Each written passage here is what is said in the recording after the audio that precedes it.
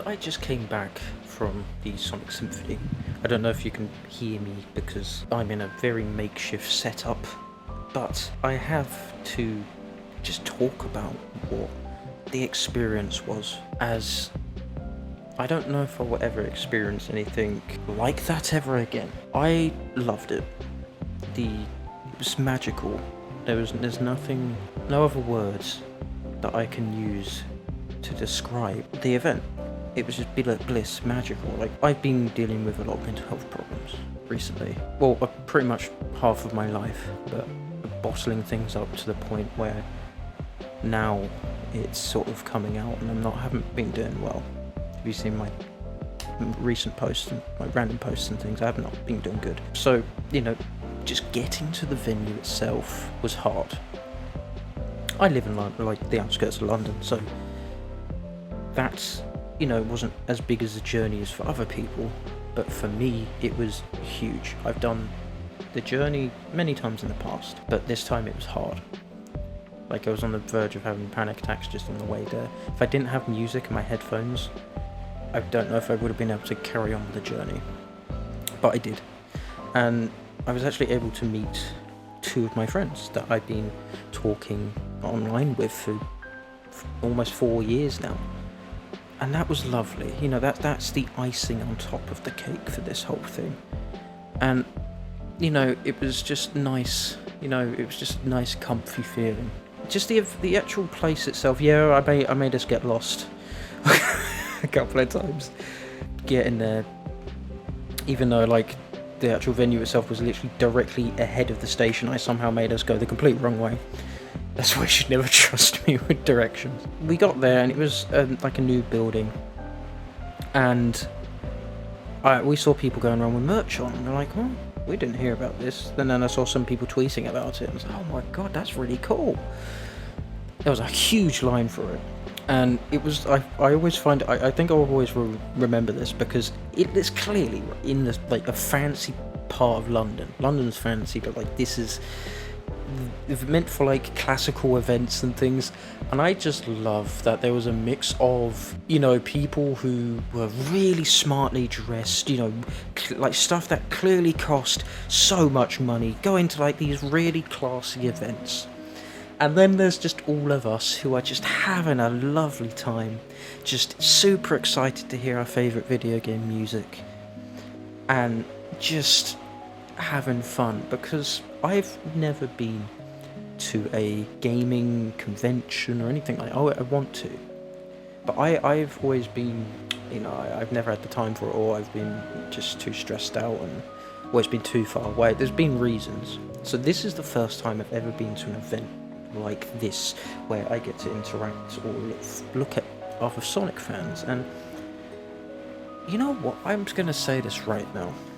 I'm proud to be a Sonic fan. I was bullied like hell for it, and you'll hear probably this story again and my more in-depth thoughts on the Symphony in my Why the Community Matters to Me video, which is still being made.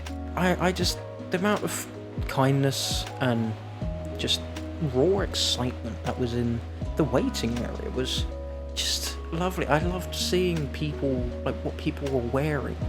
Whether it was the Hypeland stuff I was wearing, or people going around in vintage old school merch. And I even saw somebody with the promotional Sonic 2 jacket. If you know it, you know it. And I was like, that is so cool. I saw an Amy Rose cosplayer who was just having the most fun. She had a massive smile on her face, and I loved that. That's what it's all about. And this is before we even got into the venue. It's the actual inside, the actual hall. It was just lovely going around, seeing people, having fun, whether they were with friends, family, significant others. It was such a heartwarming thing, because like I said, I was bullied for liking the series. I haven't really interacted with someone, anyone who was that excited for the franchise as me, except for my friend Amy, as the absolutely amazingly talented artist who drew Gam, redesigned Gam. It was so nice you know, being able to talk face to face with them, but also just being in and around people who you just know like you have a similar interest. You don't need to ask, you just know. It's such a, I won't say it's satisfying, but like it's such a just a happy feeling. You know, you're not alone, you are with people who enjoy the music, enjoy the series, or whatever.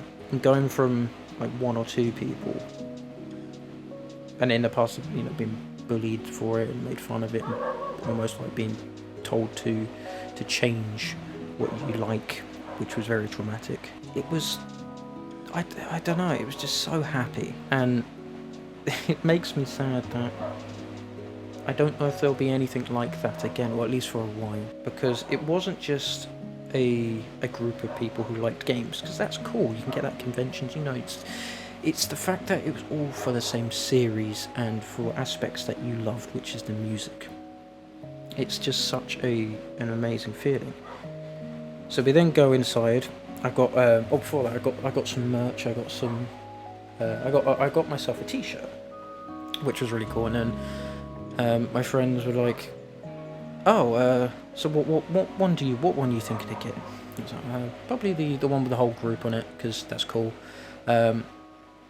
And I was like, they asked what size for some reason. Again, I'm an idiot. I didn't catch on. So I said medium, and they bought me an extra t-shirt with the different design and a hat, and that just made me so happy. That caught me so off guard. So I'm gonna get that framed, one of the t-shirts framed, because this is such a magical moment for me. This whole experience, at a point where I've been at my lowest. And unfortunately, I'll probably be going back down into that hole across the next coming days, but I'm going to cherish this experience for the rest of my life, hands down. We go inside and it is beautiful. I haven't been to any music festivals or concert halls or anything, so I wasn't really knowing what to expect. The Babrakan website showed some things, but not too detailed. But I'm going to be a bit big-headed here. Just saying, I got some of the best seats in the house. On the upper bit, the balcony, that's what it's called, and just straight forward, perfectly dead centre in the middle. Amazing, just amazing. Everybody, you know, it was just comfy seats. It wasn't cramped. It wasn't like there was a nice leg room. And then it hits where I am and what I'm doing, and it was just happy. Just that's all it was. Happiness, which I unfortunately haven't felt in a very, very long time, and it was nice. And this was before even any of the music came on. The orchestra came out and the conductor, and you know, yeah, this part was the same as on the video, but I cannot stress how different the experience is by being in the concert hall. Like, the amount of time and effort they put into it, you know, beforehand was like amazing. But there's just no way to describe how much the music you feel when in a hall like that, when it's so like the music bounces off of the walls, and you just get hugged with the sound. And you know, don't get me wrong, at the start there were like some usual dog thoughts trying to get in, but the music was just like, no, this ain't happening now, no. And they went away, which I've never had that happen in that way, and it was refreshing. The music was just phenomenal. I'm not a classical, I used to be a classical music fan, but it's not the genre I would pick. But you know, listening to these classic tracks in this form just shows you how brilliantly these was composed. Like, I want the Sonic 1 Robotnik boss fight music to come back at some point as a main boss theme in orchestral style, because that is so menacing. They knocked it out of the park straight away. Like Stardust Speedway sounds phenomenal. All of it sounds amazing, and then they drop Rooftop Run. They turned around and was like, "We got some new stuff for you." And we were all like, "What? Oh, what they got?" and they just show off Spagonia, the hub world, and then they go into Rooftop Run, and then they play classic Rooftop Run, which is such an underrated track, and you know, that's the point where my heart just melts. It is just pure happiness, what it was. And then they played they played the Chow music, so I thought, you know, what they'll do before, there's meant to be like a middle bit where, you know, you can go off and get a drink, go pee, whatever. I thought they'll play the Chow music again. No, they actually put that in beforehand and added racing and karate onto the end of it. And that was just so great. You know, as good as all of that was, it was bliss, it was beautiful. The bit I was excited for was the second half. And, you know, the mixture of orchestral and just electric guitar, bass, and just singing was amazing. It's been a while since I've just been able to forget everything, and it just engulfed me, and it was so amazing. Like, whoever the music, like the singer was, amazing job. Hats off to you. You are not just for like your amazing singing, but just for being nice and like making everyone feel welcome and upbeat, and just, I don't know if that's a normal thing at concerts, but you know, it's noted. It will always be remembered. You know, just saying comments like "this is the best fandom," you know, it goes a long way. Just the tempo, the upbeat, everything, like all the remix, they're technically remixes, but all of the songs that they did were just so well done. You got like It Doesn't Matter on like orchestra, you got, and then it went through like Open Your Heart was so good. Fist Bump was probably the best version of Fist Bump I've ever heard. I don't like Fist Bump, but I really liked that. It got to the point where I was actually tapping my feet, which is, you got to do, like, you have to prove a lot to get that to happen. You know, they got the Hero's final boss music, which was so, like, it was just so happy, so. And the thing is, I knew some of these songs were coming because, you know, they haven't changed a lot of them since the live stream version, the premiere version. But then, you know, it keeps going through. All of it's amazing. All of it. Like, I still find it funny how they opened up the second half with Shadow the Hedgehog. But you know what? Brilliant. You know, they knew what they were doing, and I love them for it. But you got 06 music, you got Colour's Ultimate music, which sounded great. And then you get to Frontiers, which I didn't, like, I kind of expected, but also didn't, because I knew it was like the Brazil version of the symphony.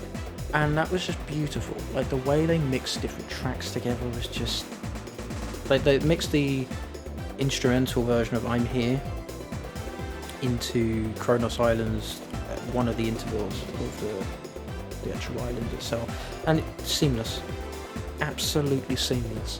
It was just a joy to see it pop up. And this is spoiler territory. If you don't want to hear this, then thank you for listening this long, but you've been warned. We got like an early, like, we are the first people to hear the Superstars opening like animation music, and on guitar, you know, I haven't been up to cry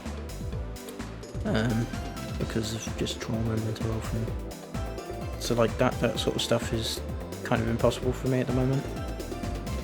This almost brought me to tears because the song encapsulates everything I love about the series and classic Sonic, and it was just upbeat.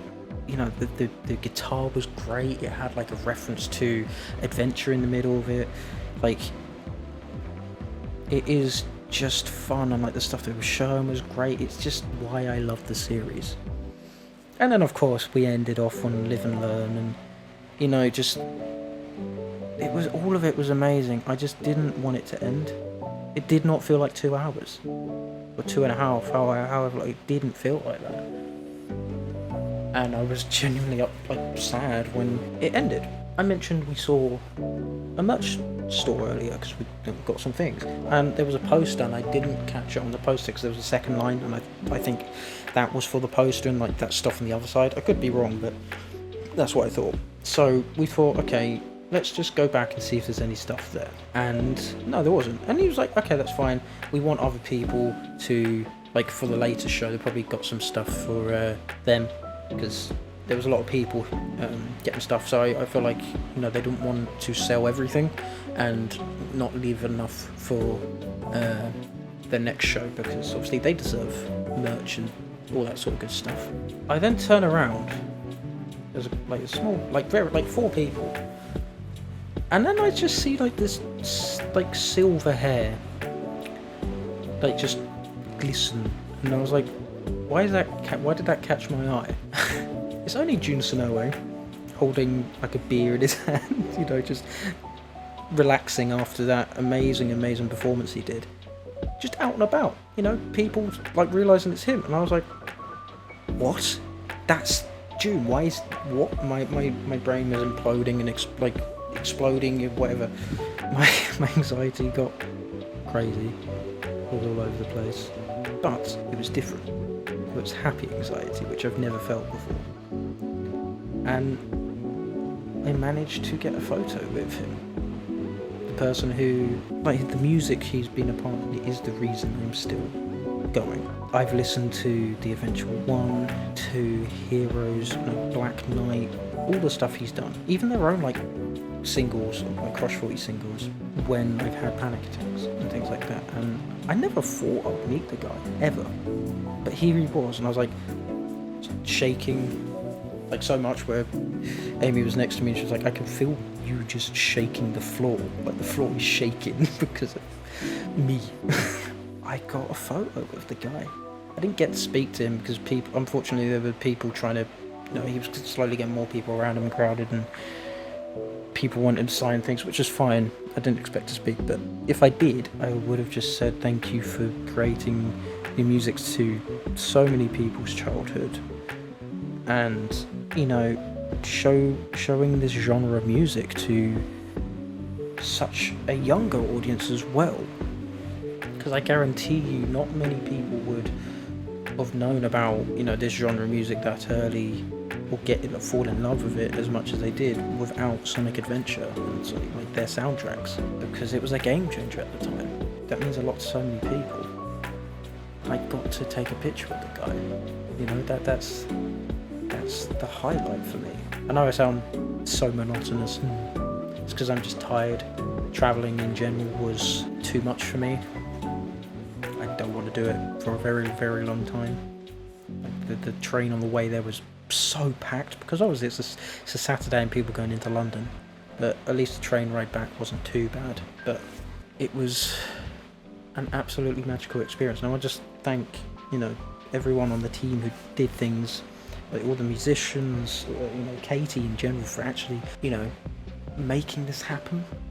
She clearly put so much time and effort into it. Like people like Sam Procrastinates as well, who did like some of the video editing and stuff, which was great. So many people got a laugh out of the drowning gag on Sonic 2, and some other little things. And as an editor myself, like the transitions in Sonic 2 were seamless, they were beautiful, and just the editing in general, and a lot of it was class. But yeah, today has meant the world to me, for reasons I've already stated, and it's just nice to know that I'm not alone in the sense of being in the fandom, because, you know, you can say you're not, and like it's different when you're in person. And I've been afraid to be vocal about being a part of the fandom, because I was building for it a lot. But that's going to change slowly as time goes on, because after today I'm proud. I'm just proud to be a fan. I'm proud to be a part of the community, and, you know, it's just nice. And, you know, if there are other people there who enjoyed it, let me know what you thought of it down below, as I loved it. It was magical. But yeah, also going to be doing a Frontiers DLC 3 charity stream for Mental Health UK at 8 PM on whenever it comes out. You'll have more details. I'll tweet about it again as well. But yeah, thank you all just for listening. I know it's been a while since I've said anything or done anything, but I've been battling. Look, I've been losing a battle for a little while with mental health, but I'll get back on the train. But yeah, hope to talk to you guys soon.